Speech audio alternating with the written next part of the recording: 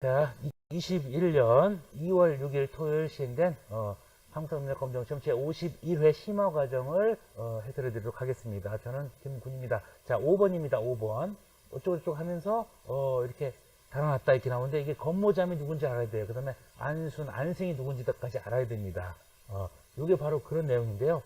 자, 연도 묻는 문제가 나오진 않지만 연도를 알아둬야 되는 게 있습니다. 꼭 알아둬야 되는데 이게 바로 660년에 자, 백제 멸망입니다. 백제 멸망이고요.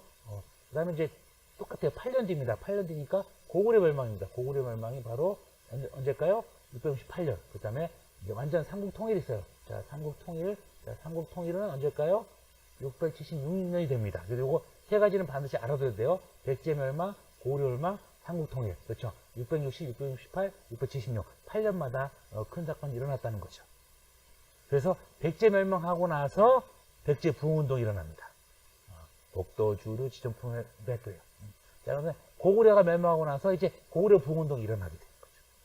그리고 이제 삼국통일을 하게 되는데 고구려 부흥운동은 이제 당나라가 고구려까지 차지하고 또 백제까지 차지하려고 하니까 신라까지도 간섭하려고 하니까 이제 문무왕이 고구려의 부흥운동을 도와주게 돼요.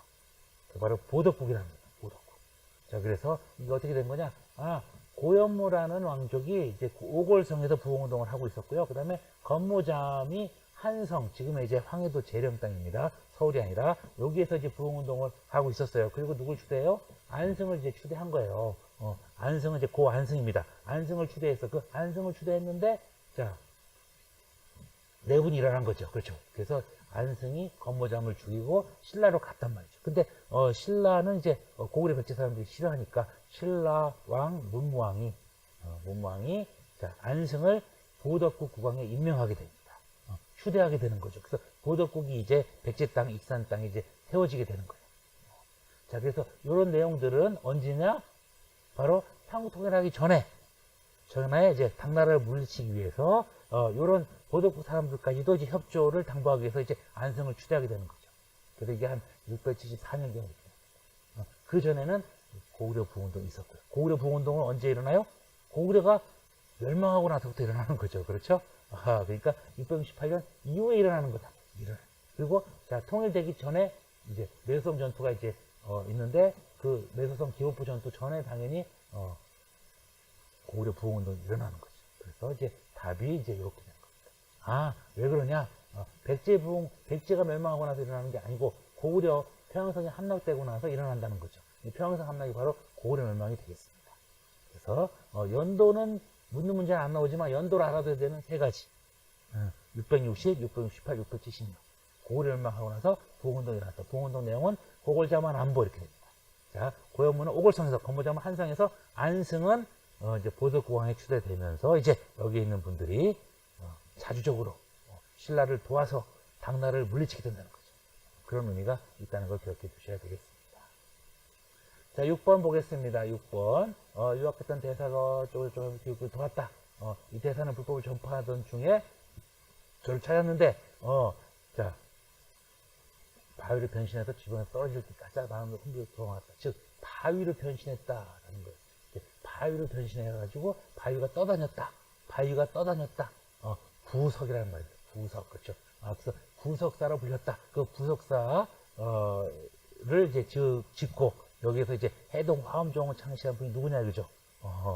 그래서 자, 이분이 바로 의상스님입니다. 의상, 그렇죠. 의상스님을 이제 압축하면 어떻게 되냐? 의상, 자, 관현하원다. 자, 관현하원다. 다. 신도산 봉부화. 신도산, 자, 봉부화. 이렇게까지 얘기할 수가 있어요. 자, 풀어보면요. 관세음신앙 또는 관음신앙이 바로 현세 구복신앙이라는 거죠. 그 다음에 이제, 자, 화엄사상, 자, 원흉사상 또는 일찍다 다직일사상이라고 불리게 돼요. 그 제자가 심상이라는 분이 있다. 심상이 분이 있고, 그 다음에 이제 화엄일성 법계도라고 하는 글씨를 그림처럼 써가지고 남긴 저서가 바로 화엄일성 법계도라는 거예요. 화엄종에 대해서 이제 대가가 바로 이 원효대사라는 거고요. 그 다음에 낙산사, 봉정사 등이 있고요. 이번 관련된 게 낙산사 우상대가 있죠. 또 부석사에서 해동화엄종을 창시했다. 이런 의미로 이제 의상, 관현하원, 다, 신도산, 봉부화 이렇게 자꾸 말해보는 겁니다. 그러면, 이게 이제 부덕사 하면 화엄종, 장시로, 의상이라는 걸 알았다면 의상에 다른 업적을 다 알고 있어야 여기서 고를 수가 있겠죠? 답이 뭘까요? 자, 화엄일승 독대. 답은 이제 4번이 되고요. 3대목이라는 걸 편찬하는 건 이제, 진성여왕 때, 대구와 상과 유용이라는 분이 이제 만들게 돼요. 그다음에 누에가, 바로 이제 아무런 이제 장애가 없다는 거죠. 원유 스님입니다. 해수 5개, 원광 스님입니다. 원광법사. 왕호 초축 해초왕이라고 해초 스님입니다. 자, 그렇게까지 알고 계시면서 답은 4번을 고르시면 되고요. 나머지 의상에 대한 것까지도 알아두시면 좋겠습니다. 자, 7번. 김원창, 그 다음에 이제 최치원 이렇게 나오죠. 요때가 언제냐면요. 요때가 바로, 독헌장원 시대입니다. 독헌장원까지 알아둬야 됩니다. 독헌장원이 뭐냐 이거죠. 신라가 그냥 무너진 게 아니라 독서 3품과, 즉 국학의 졸업시험으로 삼품으로 나누고 또는 특품까지 둬가지고 이제 뛰어난 사람들은 관리로 등용할 수 있는 건데, 이게 이제 진골들의 반발로 인해서 이제 크게 성공하지 못합니다. 그리고 이제 진골 출신 김원창이라는 사람이 이제 무열계 직계로서 또 반란을 일으키다가 실패합니다. 김원창이나. 또 장보고가 왕위 쟁탈전에 끼어들었다가 이제 또 실패하게 되죠. 장보고의 난입니다. 그리고 이제 밀란이 바로 이거죠. 원종과 애노애난. 이거는 바로 이제 세금을 많이 거두려고 하니까 더 이상 못 내겠다고 하면서 이제 밀란이 일어나는 거죠. 밀란까지 일어났다. 나라가 이제 망수에 들은 거죠. 이게 바로 통일신라 하대의 내용이 되겠습니다. 자, 그리고 이제 최치원 등도 마찬가지로 역시 뭐겠어요. 개혁안 올렸지만 이제 받아들이지 않으면서, 그렇죠. 아찬이면 이제 육두품으로서 가장 많이 올라가지만 그게 대하찬 이런 건 못하니까 이제 최치원이 사표를 내고 은둔하고 해운대를 만들고 뭐 그런 때가 바로 이때쯤 되겠습니다. 통일신라 하대 진성여왕 때입니다. 여왕이죠, 진성여왕 때. 그래서 이제 가식에 있었던 사실이 뭐냐 이거죠. 가식에 있던 사실이 바로 자, 김원창의 난 다음에 어떤 일이 일어났냐, 그렇죠. 그래서 원종과 애노의 난 이런 것들이 바로 요때 난 걸로 보는 거죠, 그렇죠. 요때는 이제 3대목 아까 봤듯이 3대목도 있었고요. 그 다음에 이제 견혼의 난도 있었고요. 그 다음에 적부적 붉은 바지를 입은 사람들의 난까지 했고, 삼원견적, 진성여왕의 업적을 삼원견적 이런 식으로 얘기할 수 있는데, 바로 3대목이라는 노래집, 원종과 애노의 난, 견혼의 난, 적부적의 난 등이 막 일어났습니다. 이 사회는 바로 그런 내용들이 들어가야 되는데, 바로 이게 바로 원종과 애노의 난이 되겠다라고 보시면 되겠습니다. 자, 그 다음에 8번. 요거는 해동성국. 해동성국은 바로 어느 나라냐, 그죠? 해동성국은 바로 발해죠, 그렇죠? 바다 동쪽에 융성한 나라 발해입니다. 요거는 상식인데 이거는 무조건 알아야 되겠죠, 그렇죠? 그래서 이제 발해에 대한 내용을 얘기해 주는 거야. 발해에 대한 내용이 이제 영토가 가장 확장된 때가 누구냐면 바로 선왕 때입니다. 선왕 때는 5경 15부 62주가 완비되죠. 완비가 됩니다. 그 다음에 자, 요동도 차지하고 말갈도 복수해서 만주까지 차지해요. 그래서 신라와는 국경을 접했다 이런 요만 신고. 그다음에 연해주도 차지했죠. 그러니까 바로 뭐라 그래요? 해동성국으로 이제 불렸다는 거죠. 이름은 대인수, 연호는 건흥 이런 식으로 이제 얘기할 수 있습니다. 그래서 선오일육 요말 신국 연해수공의 애거우제 선오일육 그렇죠. 이렇게. 그래서 5경 15, 62주 제도를 갖춘 나라는 바로 발해다. 그렇죠. 구서당, 십정, 구서당은 이제 중앙군이고 십정은 지방군입니다. 이 구서당에서 이제 신라는 3개만 갖고 나머지의 6개를 줌으로써 특히나 이제 고을에 3개를 주고 하면서 이제 민족 융합 정책을 펼치는 게 바로 통일신라. 어느 왕일 때일까요? 신문왕입니다. 성균관 설치해서 이제 유교 경전 교육까지 이제 하게 되는 겁니다. 유교 경전 을 교육하는데 이 경전만 교육하는 거는 이제 공민왕 때. 그 전에 이제 성균관이라는 게 만들어지는 거는 충렬왕, 충선왕 이럴 때쯤 되겠습니다. 상수리 제도 이런 것들이 이제 신라 시대에 나와가지고 통일신라 때 더욱더 강화되는 거죠. 그렇죠? 그 다음에 내신자평 이런 육자평 제도가 만들어진 거는 고이왕, 백제왕이 되겠습니다. 그래서 이제 요거는 발해 거라는 걸 반드시 알아두셔야 되겠습니다.